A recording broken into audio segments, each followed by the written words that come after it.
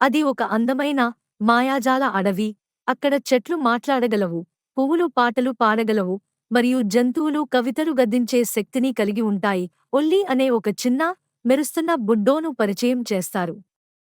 Woolly silver మరియు బంగారు రంగుల పెంపుడు పన్నెళ్లతో, మంచి మనసు మరియు కృతజ్ఞతతో ఉన్నాడు. తూర్పు వైపు నుండి ఒక విచిత్రమైన, నలుపు మబ్బులు ప్రవహించడం ప్రారంభిస్తుంది. అడవి నిశ్శబ్దంగా మారిపోతుంది, మరియు మాయాజాలం పెల్లటుకుంటుంది. పెద్ద జ్ఞానమున్న గురువైన పాత మొక్క, గ్రాండ్ ఫాదర్ ఓక్, ఒక సమావేశం ఏర్పాటు చేస్తారు.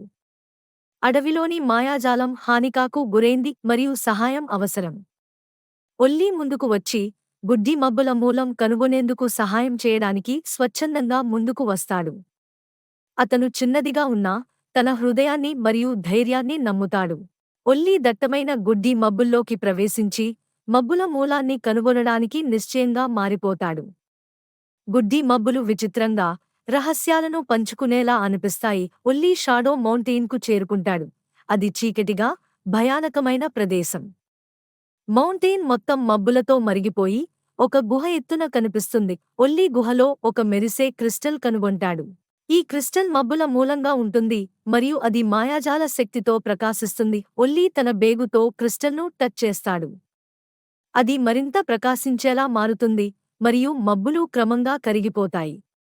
గుహలో సున్నితమైన, పసుపు కాంతి ప్రసరిస్తుంది. అడవిలోని హృదయం, ఒక మాయాజాలమైన తేజస్సు మరియు చెట్ల నుండి గిరగిరలుగా కనిపించే జీవి, ఒల్లీకి ధన్యవాదాలు చెప్పుతుంది. ఒల్లీ మాయాజాల అడవికి తిరిగి వస్తాడు. అక్కడ మబ్బులు తొలగిపోతాయి మరియు మాయాజాలం తిరిగి వస్తుంది.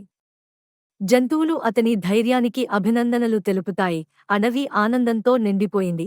ఒల్లీకి ధైర్యం ఇచ్చినందుకు అతన్ని ఉత్సవం చేస్తారు. పువ్వులు పాటలు పాడుతాయి, చెట్లు నవ్వుతాయి, మరియు పక్షులు సఖ్యంగా కీర్తనలు చేస్తాయి. ప్రేక్షకులకు ఒక సందేశం ఇవ్వబడుతుంది. చిన్న జీవులు కూడా ధైర్యం మరియు మంచి హృదయంతో పెద్ద విషయాలు చేయగలవు. దయచేసి మా మ్యాజికల్ స్టోరీస్ను లైక్, షేర్ మరియు సబ్స్క్రైబ్ చేయండి.